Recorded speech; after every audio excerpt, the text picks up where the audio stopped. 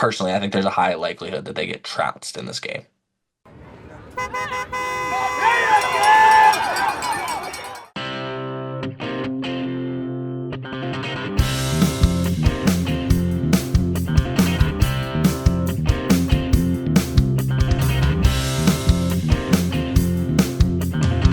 So back. What is up, everybody? How are you guys doing today? We are so back. Little break last week. Me and Austin were a little under the weather, feeling a little bit better this week. We still have a bit of the sniffles, but we're gonna push through it for you guys because that's just how much we care about you guys. Austin, how you feeling over there? I mean, I've been better, but I feel great about football. We're at an exciting time right now. We got the college football playoff going on, but we also have the NFL playoff race kind of heating up. We're figuring out who might be legit. I mean, I guess we're figuring out who's legit. And I'm excited to see where this road takes us. Yeah, I'm excited. We've got a bunch of good stuff being cooked up here in this episode, so we'll just jump right into it and to keep you guys from being on the edge of your seats. We have the start of the college football playoffs this week. And I'm excited. We've got a couple of good games here and there, a couple that I think are not going to be quite as good games, but we got some stuff to talk about, and we can get started right off the rip with James Madison and Oregon. This is on the latter of what I just spoke about, being a game that I don't really foresee being a tremendous game. I think the line's 21 and a half. I don't know. I might even trust Oregon to cover this line. I just think that their offense now being fully back together and Dante Moore and those talented receivers they have over there in Oregon. I just think that this team has a chance to even maybe make kind of a deeper run into the playoff, and I expect them to roll JMU as much as I'd like to see JMU pull out a win here. Yeah, I mean, I think everybody's kind of predicting a roll of JMU. I think a 21.5 point line in a playoff game is a little bit disrespectful, but I also kind of expect them to cover. So it's a weird situation because in a lot of these college football playoff games in the last few years, they've had blowouts. Like we've seen plenty and plenty of blowouts in this college football playoff era. So, a 42-point win isn't necessarily out of the question for Oregon here. But I would say if you're James Madison here, you just want to compete. If you find yourself in a situation at the end of the game where like maybe you're still in it and you can go try to win this game on a field goal, that's a dream. But I think this is kind of like a we're going to play Oregon in their place. They're much more talented than we are. Let's just try to get at it some pride, I think. Yeah, I mean, you got into the college football playoff, and that's pretty cool. You got in there with that group of five bid. But the thing about this Oregon team right now is just that I don't know if which of the two scenarios could happen that would work best for JMU, right? I mean, is it going to be JMU's offense that's keeping up with the Oregon offense that's obviously probably going to put up a lot of points? Or is it going to be that JMU stunts the Oregon offense with all the firepower they have returning and their offense is just hangs in there enough? I don't know which one of those is more probable, and I don't know if either of them are going to happen. I expect JMU to score. I think they'll get like 10, maybe 14. Yeah, I think if JMU wants to win this game, it's going to be an offensive explosion. I would say that they haven't really played very many. They haven't really played anybody, which is not necessarily their fault. They're in a small conference. I get it, but their defense hasn't seen anything like this Oregon team. And you know, they're going to be very difficult to stop. So if they want to stay in this, James Madison's gotta really light up the scoreboard. Yeah, and I mean, they've been good this year, obviously. I mean, a solid enough squad to get into the college football playoff, but they've played one top 50 opponent, and then I think they've played five or six outside the top 100, Mhm. which is are not good teams. I would say We'll so. see. We'll see what, but like you say, that's not necessarily their fault. They're presented with these games and they win them. So, we'll see. I mean, maybe they actually are fairly good, and they just haven't been given the opportunity to prove that yet. But as it seems we both agree, I expect Oregon to move on and play Texas Tech in the Orange Bowl preceding this. I would agree. And I think before we talk about this next game, we should probably do a little bit of kind of college football pick cleanup because, since we put out our last AE poll, some things have been going around. Sounds like some Right. voters might have been listening here Right. and Absolutely. said, "Hey, Notre Dame, they don't play in a conference. They they just try to bend all the rules and they think that we should just cater to that. Well, maybe we shouldn't do that." And that just really makes my heart happy. That Notre Dame ended up missing the playoff. The way in which they did miss the playoff, I don't necessarily Agree think with. is great. I think if you gave truth serum to the college football playoff committee, they'd say that they probably would have rather put Miami above Notre Dame initially, and just kind of avoided this whole headache in particular. Um, but you also we can talk about Alabama. Alabama getting throttled in the SEC championship by Georgia with -3 rushing yards. -3. And the one thing that I said on this podcast was that there is a way that I thought that we could really beat Bama bad and make them look really bad, and they might miss out. And to be honest, I thought this probably should have been the case. Mhm. Um, I think BYU probably should have been ahead of them, and I think Notre Dame should have been ahead of them. Um, as much as I'm happy to hear Notre Dame not in the playoff, it's a tough look. Yeah, it's definitely a tough look for sure. I agree with you fully on the front of the Notre Dame thing. The college football playoff made with Notre Dame, they made one mistake, and I will be the one of the as much as Notre Dame doesn't want to believe this, it was not leaving you guys out of the playoffs. That was not their mistake. Their mistake was not leaving you out of the playoffs before they did. That's the mistake.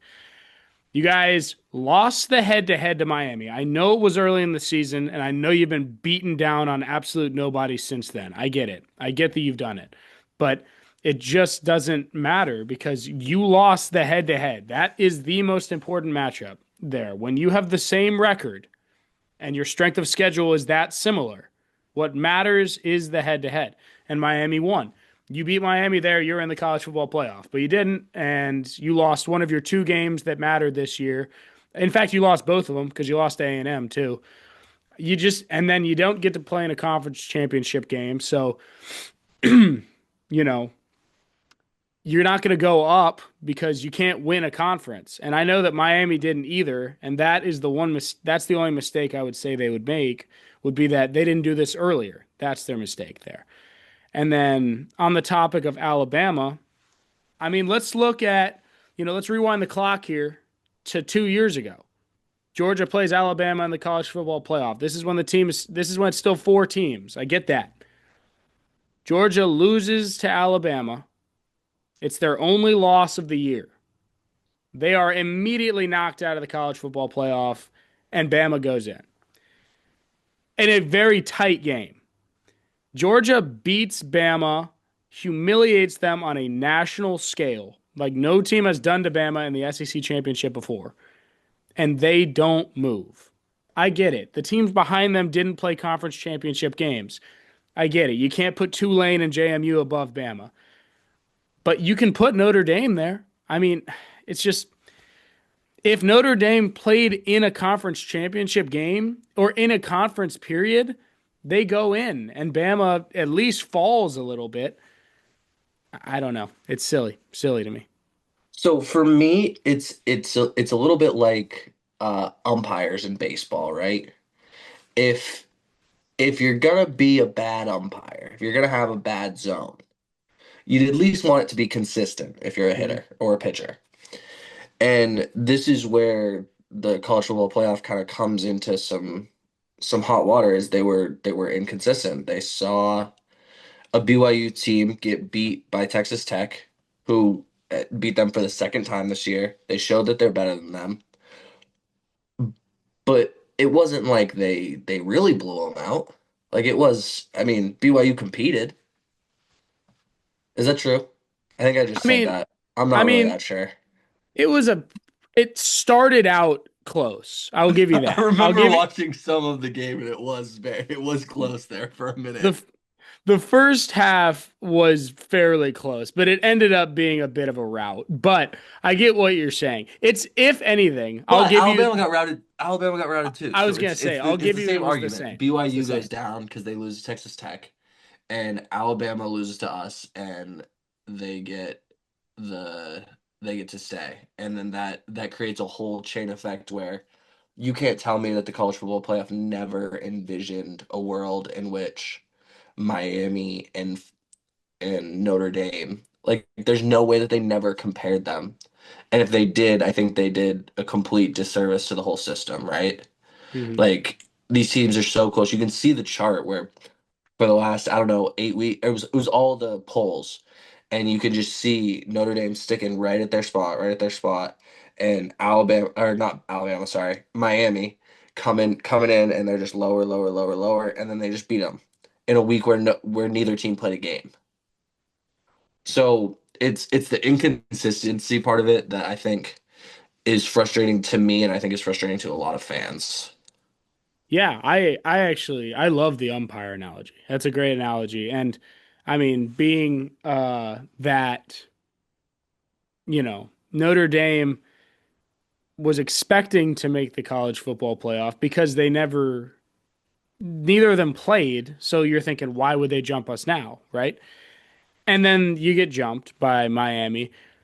Does Miami deserve to be there over Notre Dame? Yeah, they do. But they deserve to be there over Notre Dame previous to that. Probably the week before that, or 2 weeks before that, or 3 weeks before that. It didn't matter. Any of those, they should have been ahead of them. But yeah, I like the Right. umpire The analogy. problem also lies in that Notre Dame was too high to begin with, right? Hmm. Like they were high and then they got stuck at their spot. They didn't want to move them down because that was going to move them out of the playoffs, but they also didn't want to move them up because they never deserved it. So they kind of got put in between a rock and a hard place by putting them up there so early. Yeah, absolutely. And it's also one of those things where it's like, you can't go to your friend's birthday party, but you don't tell him till the day before the party, and then he's more pissed than if you just told him 2 weeks ago you couldn't go to the party. Like it's kind of like that type scenario. We're on it with the analogies today. Yeah, I mean, I like the umpire analogy because like I used to pitch, and yeah, I mean, if you're gonna have a big zone, small zone, doesn't matter. Just make sure it's the same. Don't like change it up a bunch. It gets annoying when you start doing Right. that. But Okay, yeah, sorry. We can talk about Alabama, Oklahoma. We saw this game earlier in the season. We saw Oklahoma come out on top. Do you think that Alabama can kind of avenge their loss and go against an Indiana team who we think is good, just beat Ohio State, but it's still Indiana, so there's always going to be questions. well, wait, I'm sorry. What are we talking about? I'm sorry.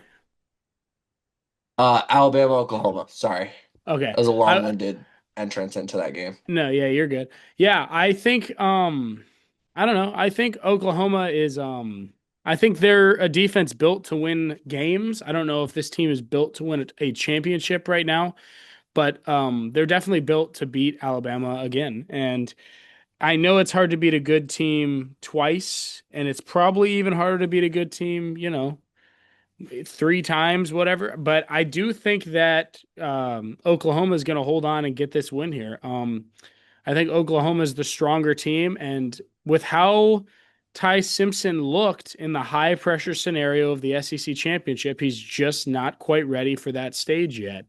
And I expect more of the same from Ty Simpson heading into this game here that will be in Oklahoma. Fans are going to be rowdy, going to be tough. I think Oklahoma takes it. So I'll tell you what this is for me, right? This Alabama team, since the departure of Nick Saban, has, in my estimation, has lacked that killer instinct that we've seen a lot of these Alabama teams have in the past under Nick Saban. The seriousness and the swagger and the confidence that they kind of walk around with, they backed it up every time on the field, no matter who was on the field. And under Kellen DeBoer, it's a tough job following the legend, obviously. But you see this Alabama team start to drop games that they're, maybe not supposed to, dropping games late, starting to look like they're on the downturn kind of at the end of the season. And what's struggling for me to pick this game is whether I'm being influenced by a cloud of Alabama hate that will never leave my body, no matter how long that I live, or if what I think is happening is actually happening, and that this Alabama team just doesn't look like they're equipped to really make a run in this playoff. That's the problem with Alabama is it's hard to say because they're just always in it that Bama is like out. And I'm not going to tell you they are out. If they get hot again, I mean, they could make a run in this playoff, beat Oklahoma. I mean, maybe even after beating Oklahoma, they could go beat Indiana. I'm not sure, but I mean, it's possible. And my only argument here for this Oklahoma team, or yeah, my argument for the Oklahoma team is that I think that, I mean, in the last game we saw Oklahoma play, they played LSU. Mateer threw three interceptions, and the defense still was good enough to help them win a game. I know that LSU's offense has struggled this year, but that was a really bad game for Mateer, and they got away with it. And if they can throw three interceptions and win a football game against still a pretty decent SEC school, if Mateer can play just even slightly better than he played in that game, I expect this defense to hold Alabama to under 17 points. And with how they played in the SEC championship, that's just not a crazy thing. Right. And you got to factor in a lot of Alabama's injuries. I think both teams, Georgia included, was banged up going to the SEC championship. But they're missing some big guys on their O line. That's really affecting their rushing attack. Hence why they only got -3 yards on the day. But yeah, I see this Oklahoma team getting it started with a win and possibly taking that momentum into Indiana. Yeah, I agree. I agree fully. And now I feel like we have kind of the question mark game. It's the rematch. Earlier in the season, Ole Miss routed Tulane, beat them handedly. Strong victory, but this is under Lane Kiffin. Can Ole Miss get it done again with the interim head coach? And it's a tough question. I'm I'm just not sure if Pete Golding is going to be able to win them the national championship, but I do see that they can still get a win against Tulane here. Yeah, I mean this is just now. We don't know about this Ole Miss team. We don't know how they're going to respond. We don't see this happen very often. A lot of times when you talk about having an interim coach, it's because you're having a rough season and your coach got fired, and now you got an interim guy in there, and maybe you get a little bit of an uh, intern bump, right? Um, but in this situation where he left with all the drama and he's taking the coaches and Now the coach is able to come back and coach, but they call her anyways. It just kind of puts a lot of question marks on this Ole Miss offense that has been very good all season. Um, and I think it's gonna be a tough one for them, but I think they'll probably still squeak it out. Yeah, I agree.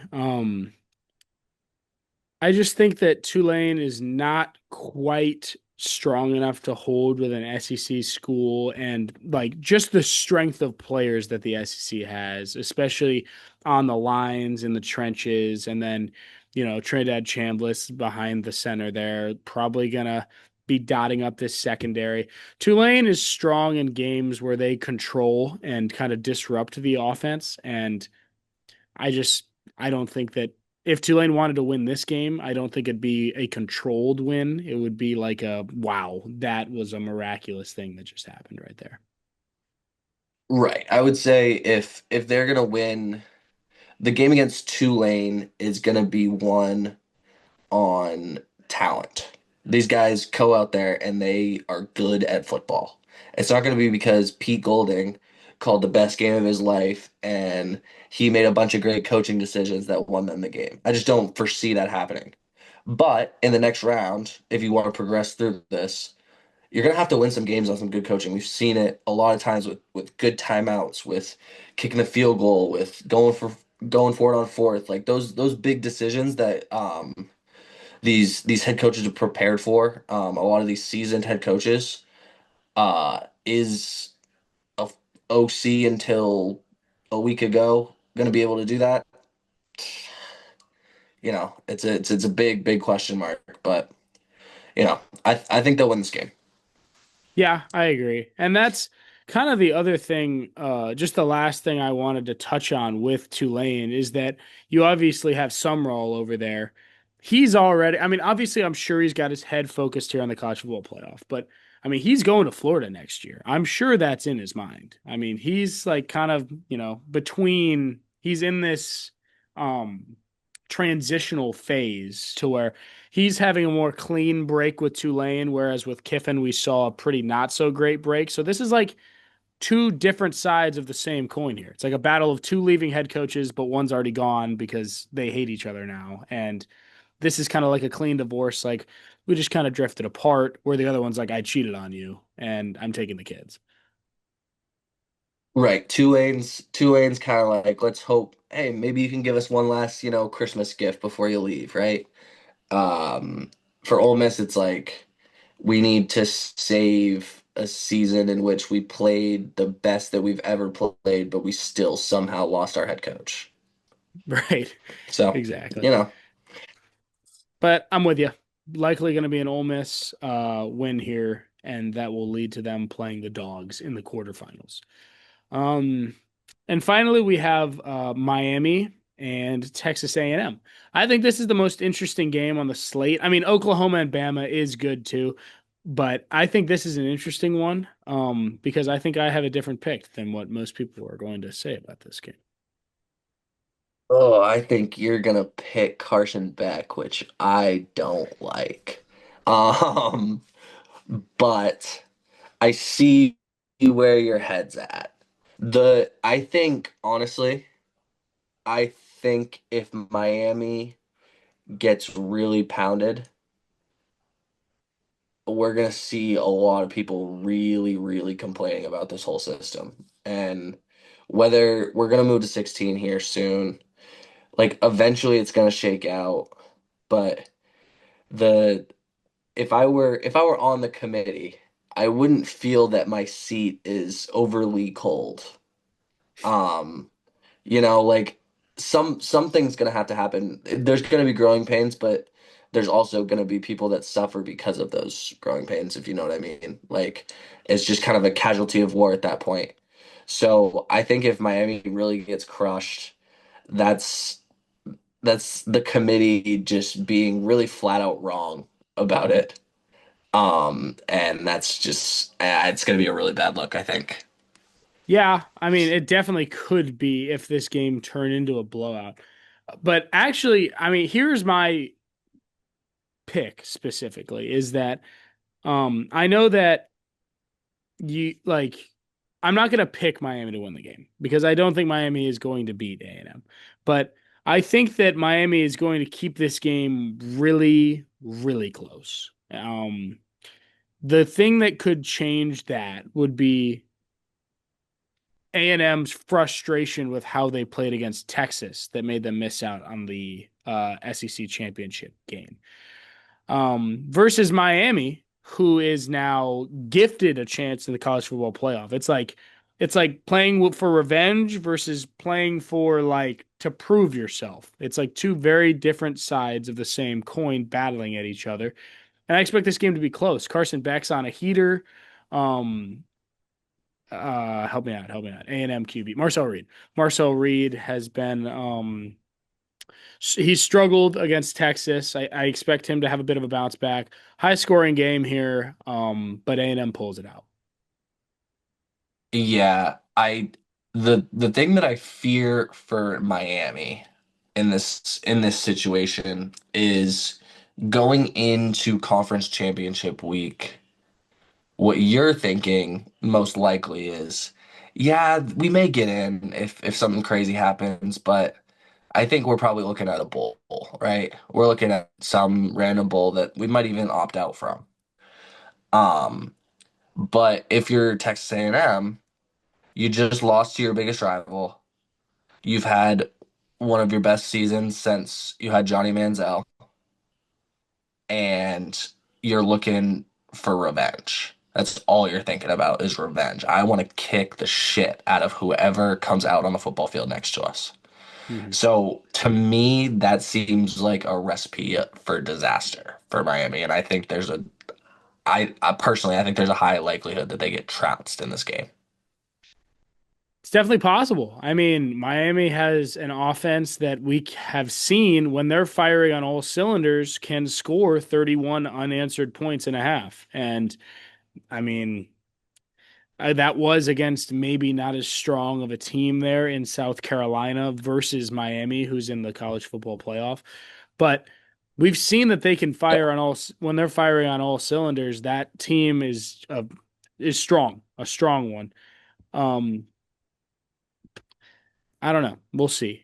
Can Carson Beck's renewed confidence be big enough and strong enough to overcome the Aggies, just overall better squad. We'll see.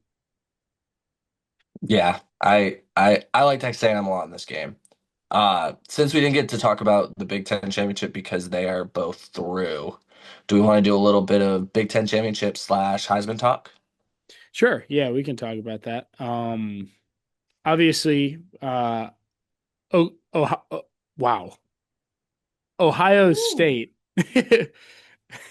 That was that was like That was a good one. Tourette's. That was like That was Tourette's, a good man. one. Wow. Okay. Obviously, I wanted to say Oklahoma, but I know it's not Oklahoma. That was where the issue came from. Obviously, Ohio State takes their first loss in the season to the now Heisman winner and Big Ten champion Indiana Hoosiers and Fernando Mendoza. The game went slow. It went Big Ten like. It went exactly how everyone, not everyone, but a lot of Big Ten people said this game would go. And man, I was really happy about the result. Yeah, I mean, it's always a good day when Ohio State loses, right? Um, I that was always the script, I think, for Indiana was can we slow down this Ohio State offense that we know can be very explosive, got a lot of guys on that side of the ball. Can we slow them down and can we just score enough points to let us get there, right? Give our offense a chance to keep us in the game and win the game, right? And they were able to do that, and Mendoza kind of put his final say on the Heisman. So it was good for him. I think he had a much better showing at the Heisman ceremony than he did after the Big Ten championship game. I'm sure you saw that interview. It's a tough interview. Um, but you can't fault the guy. He just won the biggest game of his life, and he's pretty happy about it. But it was a very funny interview. Yeah, I was actually going to say that. I hadn't really listened to a ton of Mendoza speaking. He's a bit of an awkward dude, and I He kind of is. dig that. He's like like the team obviously rallies behind him and he's like a leader, but he's like humanized a little bit. It's like, okay, look at this guy. He's just kind of like he just looks like a nice, normal dude, and he just played some of the best football, actually the best football that the state of Indiana college has at least ever seen. And I mean, that's just I was happy for the guy, and I wanted it to be him. It was likely going to be either him, Sayan, or Pavia. I mean, Love was in the mix, but I think we all knew it wasn't going to be him. No. So, and he just beat Sayan. So in Right. my mind, that puts me above him. So it's just him and Pavia. And yeah, I think that not the committee, but the Heisman Heisman voters. voters made the correct call there. And I think I think Mendoza was your Heisman. I think that's the right call. Yeah, I mean, it's very funny. What do you think of this take? It is not an original take, but um, that this year's Heisman should the winner of this Heisman had to do less than a lot of Heisman's in recent memory. More notably, like you go to the big, like the Joe Burrows, right? Right? He had the best college football season you ever seen that's ever happened. And those kind of big ones, but also with the Ashton Genties, he's breaking records. You have some of these quarterbacks that weren't necessarily having the best season of all time, but they were also putting up a lot bigger numbers than Mendoza had. I mean, like, you mean, how do I feel about it? Like, how does it make Yeah, if me someone feel? were to say this is the most uninspiring Heisman winner in recent memory, meaning Uh, like they don't really get you excited. They're not a person that you were like, hell yeah, they definitely deserve it. They had the best season ever. I mean, it's not the worst take of all time, I'll say, but I'm not going to say that Fernando Mendoza doesn't get me at least a little bit hyped up. I think that Mendoza is a pretty fun QB to watch. Obviously, yeah, I will not put him on that level of Tebow or Burrow or any of those guys who were might have been absolute studs. But that also just comes with the game slowly progressing and getting tougher. And now with 12 teams in the college football playoff now, and the game continues to grow, in my opinion, I think that all of these teams continue to get better. And I think it gets a lot harder for there just to be one guy who's all of a sudden just really good because now there are more teams who are good. So you have to play tougher defenses. You don't get that many stacked guys on a squad anymore because there's NIL money kind of to go around a little bit. You've got, you know, when Devonta Smith won the Heisman on Alabama, right? That offense is an absolute superpower because there's not NIL money, so everyone's thinking I'm just going to go play to win a national championship. Who am I going to go play for? Obviously, I'm going to go play for Nick Saban. And now that Right. situation has kind of changed, and there's probably five, I'll say six, right? I'll say six teams right now that can win the national championship. Whereas previously there was really only four even make the playoff, and only two of them really had a shot, in my opinion. But that's just changed, and that's the changing of football. So in my opinion, I don't think it's fair to Fernando Mendoza to say that he played an uninspiring year of football. That's fair. That's fair. All right. I don't want to. I hate to do this to you because I know you're a Michigan man.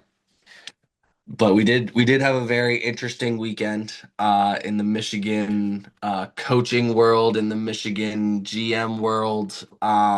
Sharon Moore seems to have had what seems to be an inappropriate relationship with a staffer. Um, and from all reports, when that ended, did not end on the best of terms, and Sharon Moore ended up getting fired. and going to this lady's house and threatening her with a knife is the report allegedly. Um, I heard so at we'll see. least that I did hear that he was arrested and broke into the house, but I actually heard that he was threatening to kill himself, which was why he got arrested. I'm not sure if that's true either, but either Or way, if it's better. I don't think it's not better. But look, first and foremost, I just want to say my thoughts go out to Sharon Moore if that was what he said. I do not wish any harm upon him. Um, Whether he was the best coach doesn't really matter. He's still a human and he may have made a couple mistakes, but doesn't deserve to die. Absolutely not. And the person, if it was him threatening, then I'm glad that the person he was threatening is okay too. But either way, first and foremost, I'm sure me and Austin agree. We're not looking to make hot takes here to say someone should be dead. That's not what we're here to say.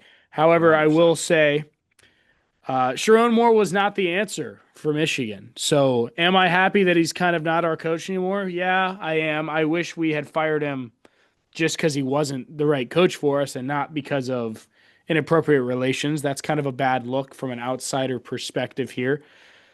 But I mean, I think that Michigan can get a better coach there, and I think it could be good for the Wolverines, but we'll see. I mean, I don't even know if Bryce Underwood's going to stay, but I like to think that he would stay there.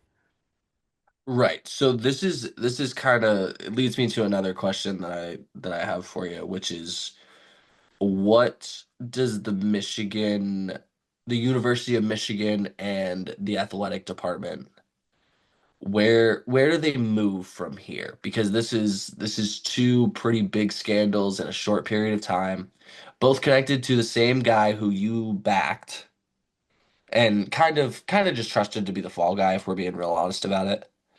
Um, but you let him take that position, and now you got yourself in a whole nother situation.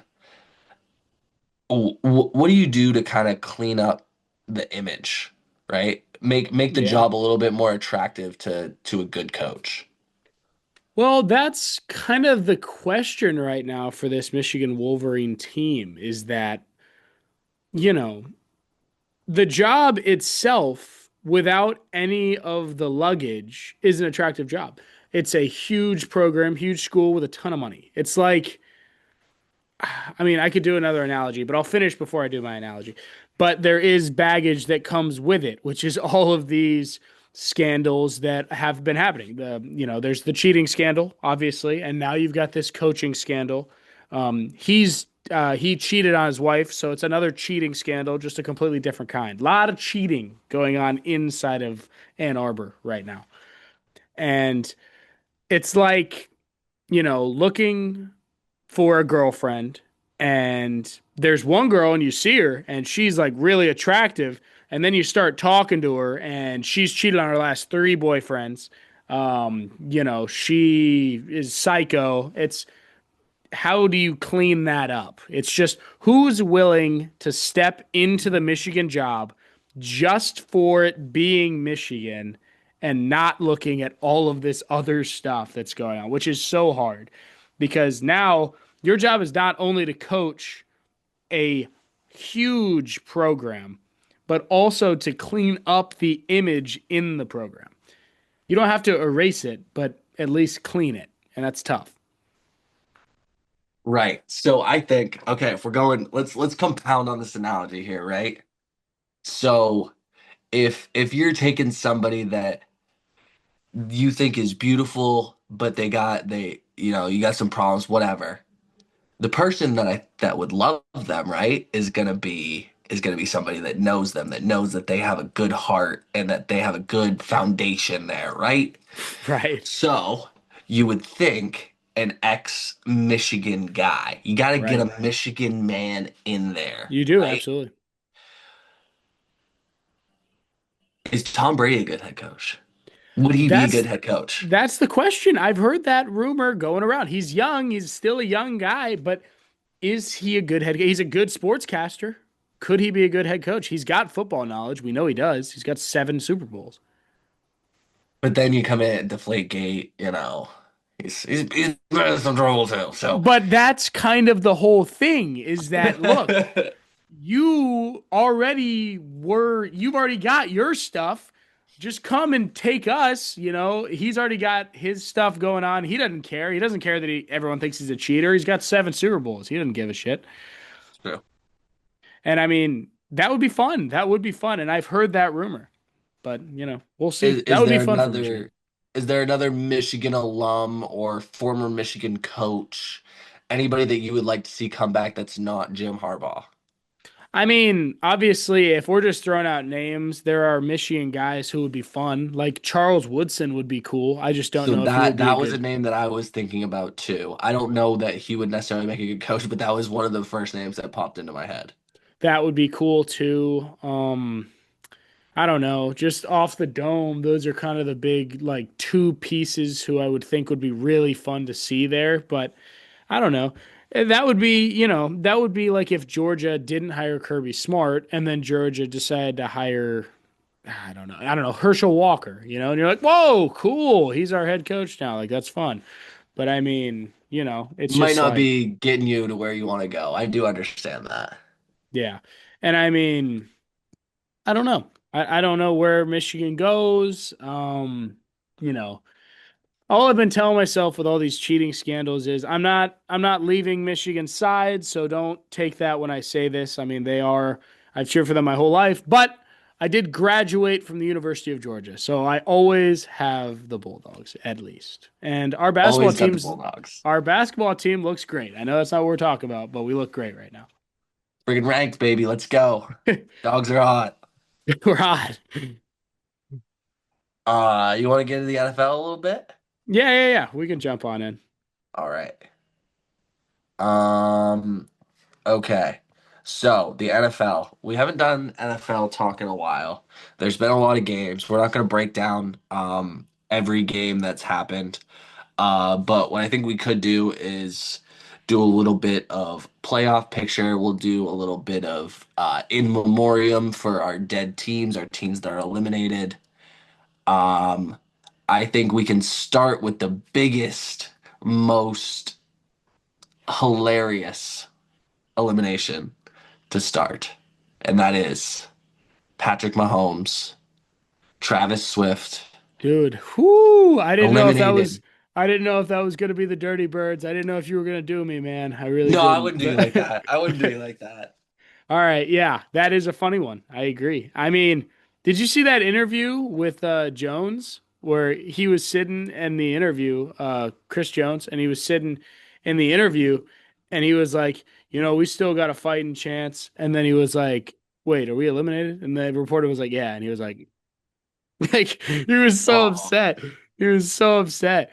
But how do you not know that that is the determining game? Like I right. would Maybe be that was the problem. right. But anyways, yeah, Chiefs are eliminated. Now Patrick Mahomes did tear his ACL, which sucks. Feel for the guy. That's But um, again, never wishing for injuries. I'm just gonna say this, okay? It feels like the guy never got hurt. So like this was gonna happen eventually. He was gonna go down. And honestly, Chiefs, this is the year you want this to happen. Because you guys are out. So that's true. yeah. That's true. But let's look at a little bit of the tops here.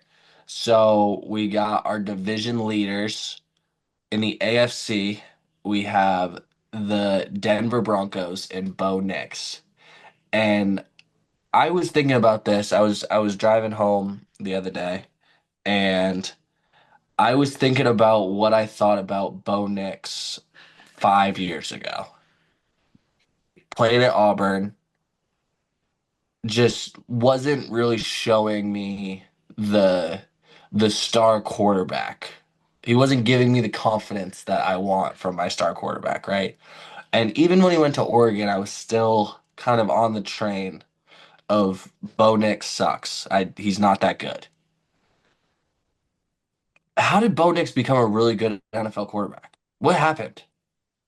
I don't know if it's the coaching. He does have Sean Payton over there, who's a pretty good head coach, but I mean, it's not like he had bad coaches in college. I mean, I guess I'm not going to really tell you that he had the best coach over there in Auburn, but he had a good coach in Lanning over there in Oregon. So, I mean, that's a good head coach. And I don't know. He just, yeah, things are working. Things are working. And let's also not totally forget that the Broncos defense is like top 5 in the league. So that Right, helps. they're disgusting. Yes.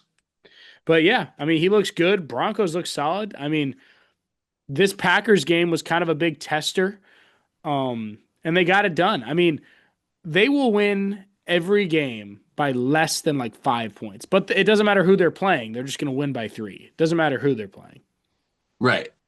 But at the end of the game, you always know it's Bo time, and he's gonna Right. go win the game for some Exactly. reason. Like it's Bo Nix. It's Yeah, not like it's we're not talking about Tom Brady. We're not talking about Peyton Manning. We're not talking about even Joe Burrow, Josh Allen, Patrick Mahomes.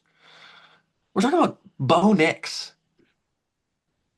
yeah, Bo Nix. And it's This is not like he's got, he doesn't have like a Jamar, He's got no. Cortland Sutton, Troy Franklin. I mean, just not like the most tremendous receiving core over there. But hey, he's making it work. And yeah, the Broncos are a strong, strong team in the AFC. And we also have our next division leader at the moment. It's in a little bit of doubt. The New England Patriots and Drake May, another quarterback who you're like, he went to North Carolina. We didn't really hear a whole lot about him, but he's got this team playing well. Another situation in which the defense is playing well. They're keeping them in some games, and they're doing enough to win a lot of these close games, and that's what you need to do if you want to make the playoffs and you want to make a run. So, Yeah, for sure. And I mean, I I like Drake May. Drake May's fun. It's too bad he plays on the Patriots because as a Falcons fan, I despise the Patriots because of the sheer pain they've caused me. But I do like Drake May, and yeah, I mean the Patriots look good. Blew it against the Bills this week, but Bills are a really good team, and I mean it's a great. It looks like a playoff game. For a sec, I'm thinking, man, Bills are just going to get pounded, and they're just going to roll over and lose the division. But hey, right, if if you go to any Patriots fan at the beginning of the season and you say, "Okay, you guys split with the Bills this year, and you're leading the division at week 15 or 16 or whatever it is," they'd be like, "Whew, okay, let's sign me up right now." So. right, Continue to ride the wave. They should still be in the playoffs, I think, no matter what. They haven't clinched quite yet. they need But they'll be if right they there. if they can get a win versus Baltimore this week, I'm looking at it right now. That's why I know. If they can win this week, they're in. If they don't win, then if Houston loses versus Vegas or Indianapolis loses versus San Francisco, if either of those happen, they go anyways. So Okay. they're gonna So they're gonna clinch. They've got 3 weeks left of football. They're gonna get to the playoffs. yeah. So they're in. They're a scary team that you don't want to see in the playoffs. And then we have a weird team in the AFC South in the Jacksonville Jaguars who are playing really good football. I mean, they're playing really well. Yeah, they look good, and really the only team right now that well, I guess that's not even true. I was gonna say the only team these Jaguars really have to worry about is the Texans because the Texans are getting hot. But I mean, I just want to bring them up. Philip Rivers didn't look terrible, guys. I mean, they hung in there Mm. against the Seattle Seahawks. That was through no, I would say that's through almost no consequence of Philip Rivers. Maybe you might be right, He but had I'm hope. 120 yards. He Yeah, can't throw the ball more than 15, 30 yards. Like he's a 44-year-old man. He shouldn't. But I mean, yeah, come on. yeah. I mean, I don't foresee them. They might get one win the rest of the season, but it's gonna be tough to crawl back. yeah, Indianapolis plays San Francisco this week, and if Indianapolis loses that game and Jacksonville wins against Denver, they will clinch the playoffs this week. So we'll see. That's a doable scenario there for the Jaguars. Trevor Lawrence looks good. Jaguar defense looks nice and poised. Yeah, I'm happy for the Jaguars. Happy for them. And then we have maybe one of the worst divisions in football that seems like nobody wants to win in the Pittsburgh Steelers, the AFC North. Man, No, dude, could it? Yeah, it's the yeah, AFC AFC. North. Yeah. AFC North. But nobody wants to win. Whoever wins the division, will get in. It'll be either them or the Ravens. But I don't see a big representative from the AFC North this year. No, yeah, the Steelers got it done last night on Monday Night Football versus the wait on it, the Dolphins, a terrible football team that beat the Falcons by I think like 30 or whatever. Um, and they won that game, but I don't know. I agree. This division is weak. They'll get one team into the playoffs from this division. Nobody from this division is getting the wild card. Um, Joe Burrow and the Bengals got spanked by Baltimore last week. But the Browns and Cincinnati are out. The state of Ohio is out. You guys aren't going to the playoffs. So it's just going to be whether it's the old man Aaron Rodgers that slips in or the young, elusive, Lamar Jackson. We'll see. Yeah, I mean, it would just be so funny if Mike Tomlin still gets into the playoff at like 8 and 9. That would just be really, really funny. Yeah. Um, but how many wild card spots do we have? Three, two, Well, three? there's four. Let's think. How many? The four divisions per conference, right? So, Correct. and there's seven teams that make the playoffs. So that would be Okay, three. Yeah. three. Okay. So we're looking at honestly, I would say the AFC, besides the division winner, is pretty much set with the Chargers, the Bills or the Patriots, and the Texans. You might have saw something in Philip Rivers that I may not have seen, but I just don't see this Colts team really competing as much anymore, which is really unfortunate for both Daniel Jones and kind of Indianapolis Colts fans because it looked like they might be trending towards Daniel Jones as the guy, and then you know he tears his Achilles, and you got to go to a 40 whatever year old man who's a grandfather. So it's a little bittersweet, but yeah, I see it kind of standing where it is right now. Likely. I want to believe in Philip Rivers, but you're probably right on that. It's probably how it's going to go. I will say for Indiana, you know, don't get too upset, guys. You can't really have college and NFL ball. Pretty hard to have both. So you got the number one team in the nation in college football right now. The Colts getting into the playoffs too would just be a little bit too good. I don't think that the football gods could allow that from you. It'd never be that good in the Midwest. Right. But we can move on to the NFC, where we have the LA Rams as the number one seed, 11-3. They have the tiebreaker over Seattle, who is also 11-3. Just a really, really good division. But this Rams team is just really, really good. Yeah. I mean, the Rams are they're a team that they can win the Super Bowl.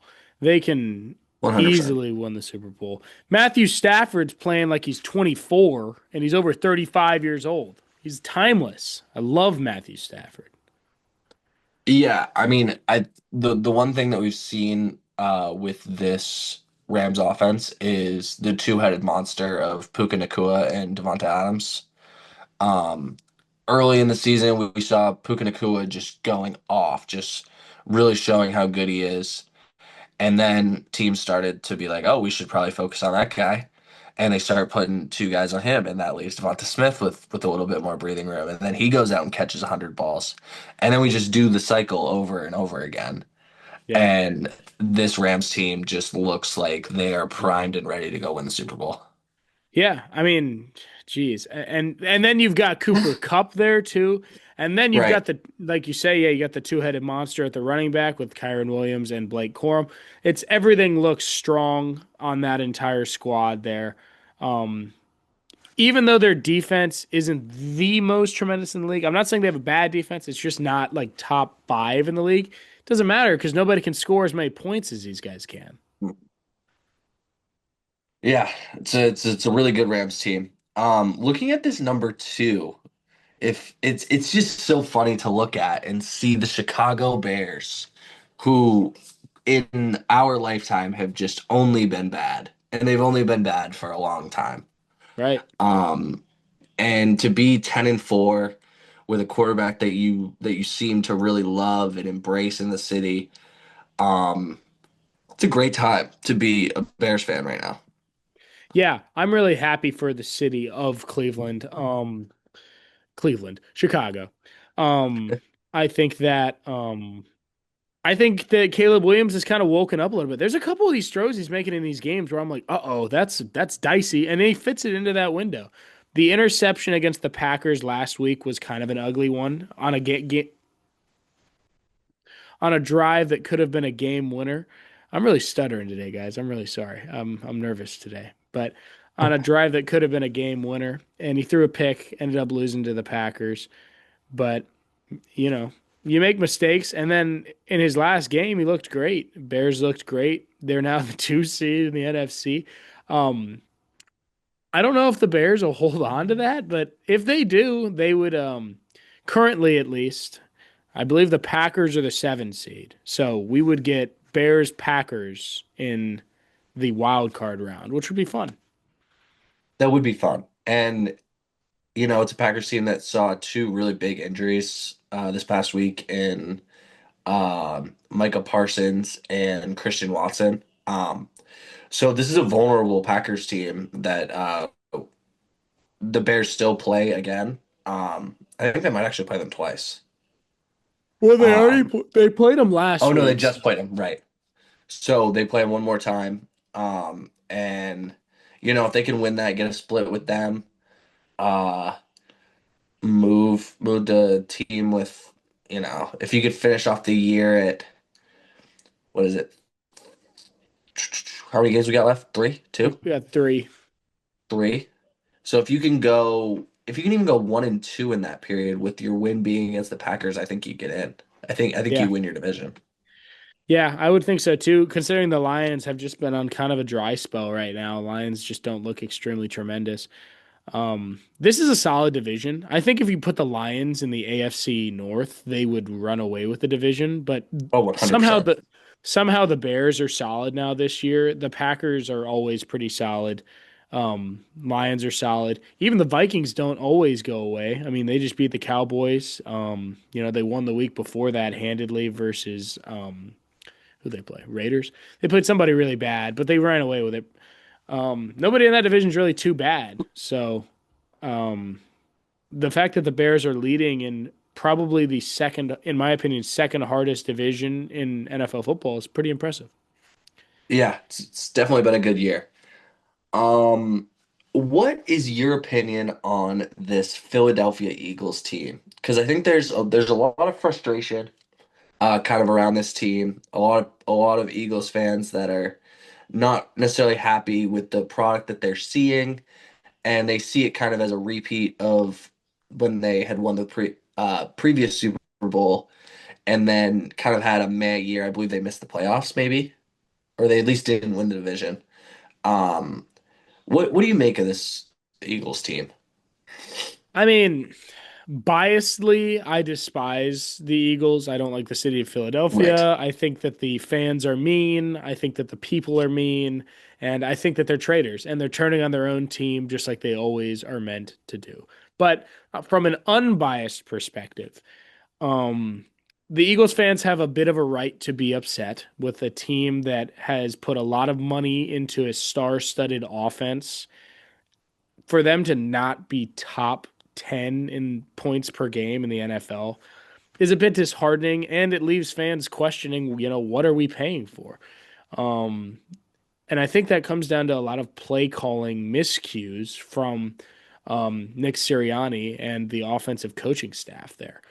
Um, what we're going to see moving forward from the Eagles is going to be a big tell as to how long Sirianni has his job here in Philadelphia. I know this is a team that just won the Super Bowl, but like we got people in Philly chanting "Fire Sirianni," which if you're Sirianni, that's you can do one of two things. You can let that scare you and you can roll over, or you can, get fired up about that. Shut him up. Yeah, I mean it's a very weird position to be in where you're just very successful. You brought a ton of success and yet your seat is still somehow hot because it doesn't quite look right. It's a tough place to be. You can't please everybody. But at the number 4 spot, the other division leader is the Tampa Bay Buccaneers right now. They're in another competition for who sucks more. Dude, the And right now they're stupid losing the who Bucks. sucks more. I mean, the stupid Bucks, man. The Falcons gifted the Panthers with a shot to win the NFC South. We were not supposed to beat the Bucks, but Kirk Cousins plays against the Bucks, like Rodgers played against the Lions. He's unbeatable. And he Was. and what did the Panthers do with it? They go and lose to the Saints for a second time this year. Panthers can still win the division. They got to beat the Bucks twice. They haven't even played the Bucks yet. So if they can get them twice, they're in. But if So they yeah. sorry, before we kind of do wild card, I just want to talk the Saints because you just mentioned them. Do you think they might have found kind of their next guy in Tyler Shuck? Like, is Tyler Shuck kind of like the man? I don't know.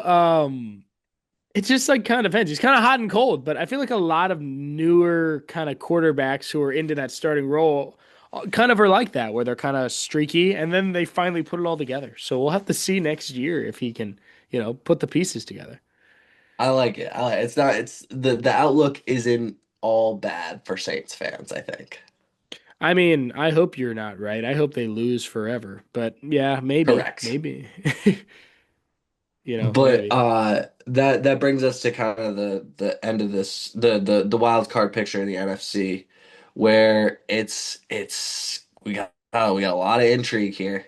The Niners who are still competing for their division, the Packers who are still competing for their division, the Lions who are still in it in their division. They might be a little bit closer to out than everybody else, but they still have something to play for.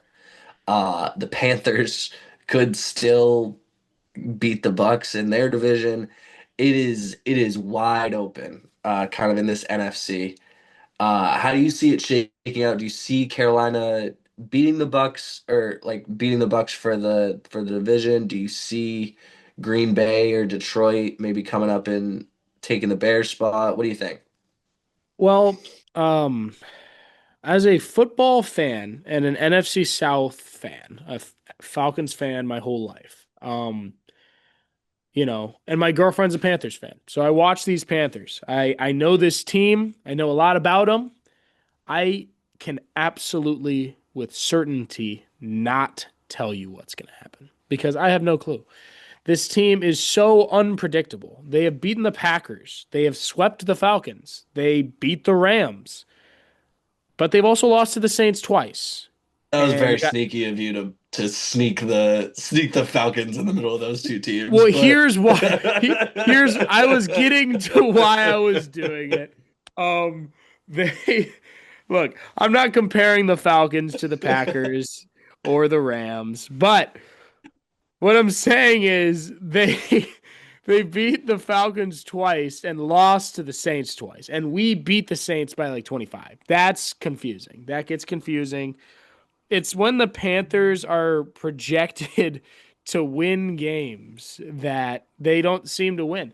I think the Bucks are favored this week, so if those odds are correct, you take the Bucks to win or the Panthers to win.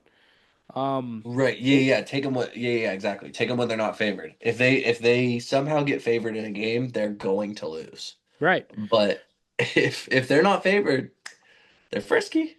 Yeah, we'll see. I mean, that's as in a joking sense, but I'm actually kind of serious. Is like if they are not favored to win against the Bucks both times, they have a chance at beating them both times. They 100% do. Yeah, this division is not over in the slightest. No, absolutely not. Unfortunately, the Falcons are out of it, but They are. we it's a it this is textbook Falcons here, guys.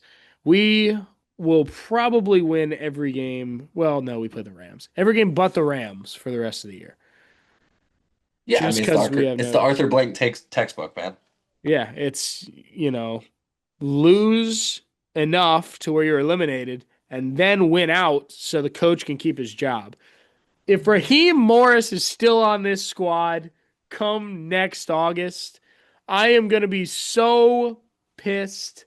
I'm going to be so pissed. But sorry, I didn't even plan on having a Falcons breakout this video, but it's just so frustrating.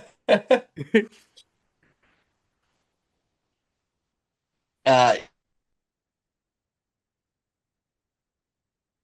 yes, I would be support Yeah, sorry. It kind of tripped out a little bit there. I froze on you a little bit, but yeah, it'd be very frustrating for sure.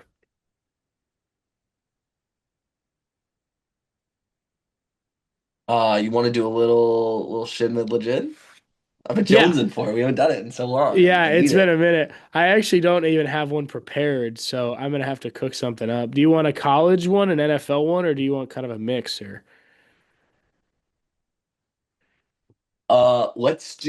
Let's make a commitment. We'll do college this week, Okay, NFL next week, just because it's college football playoff starting this weekend.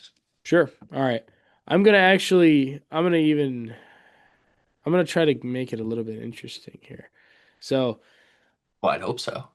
well, let's do three teams that, we've even been talking about all today with controversy involved. And you know that it's Bama, you know that it's Miami, and you know that it's Notre Dame. It is. It was always them. Um, okay. So so you got Bama, Miami, and Notre Dame. Two conferences, one unconferenced. Who's good? Who's not? Who's okay? So for me, I would say that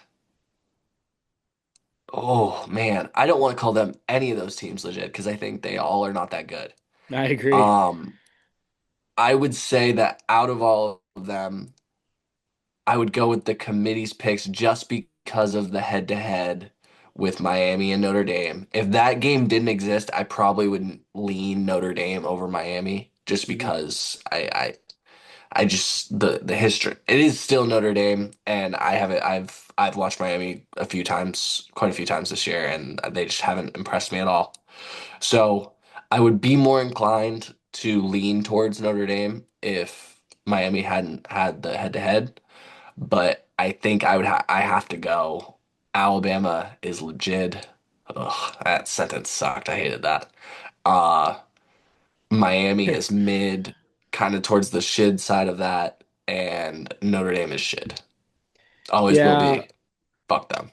yeah. Until if you guys just get off your high horse and stop being such pompous jerks and just join a conference, you're not going to get screwed like that. So, I mean, all Great, right, even if you're in the whatever. ACC, Yeah, exactly. You'll be in the conference championship every year. You're better than any of those teams. you're in the ACC in every other freaking sport. Right. Silly. Stupid. But whatever. Yeah, I think I have to agree. Despite Georgia beating the brakes off of Alabama, I do still think that they are, if they were to play Miami tomorrow, they'd be favored. And if they would play Notre Dame tomorrow, they'd be favored. So they would be legit for me. Miami, like you say, has already beaten Notre Dame. I'll put them in mid and Notre Dame in shit. Yeah, I agree. But yeah, Alrighty. We are both sick. I apologize for all of the coughing and sniffing that has accompanied this podcast. I'm sure it might be a tough listen, but if you're still listening, thank you for listening with us. Yeah. Eddie, any closing remarks? I mean, like I say, Georgia basketball looks good. Braves are making some serious off-season acquisitions. Things are looking pretty good for the Braves. I texted Austin about it a couple weeks ago, but the US's World Cup group looks pretty easy, easier than the other groups. So we got that. So But yeah, it's an interesting thing with the World Cup groups. We'll talk about that for just a second. The the expanded field, right? It's now, I believe, 48 teams, right. and then we do a round of 32 as the first knockout round. Um, it's very, I think, going forward at least, it's the US's goal should no longer be to make it out of the group. You got to make it to the round of 16 or the quarterfinal Hmm. if you want this to be like a successful situation. Because if you make it to the round of 32, if you don't make it to the round of 32, it is a calamity of epic proportions, Oh right? yeah, for sure. Like, there's no reason that we shouldn't advance. We should win our group. But, I mean, we should handle right, business. exactly. And I would say in that first game of the group, I mean, it all depends on who you draw, right? But I mean, I think the aim for this team should be better than the round of 16. They should win two elimination games. Yeah, that would be awesome, and I would love to see that. But yeah, you're right. I mean, we'll see. I'm a bit nervous about that, but yeah, we'll see. I love the World Cup, so I'm pretty stoked for that. And then we got the Winter I'm Olympics excited. coming. Yeah, me too. We got the Winter Olympics coming up pretty soon, but those are pretty much all I have to talk about. Yeah, football is fun. Sports are fun right now. Everything's going pretty good. Life is good.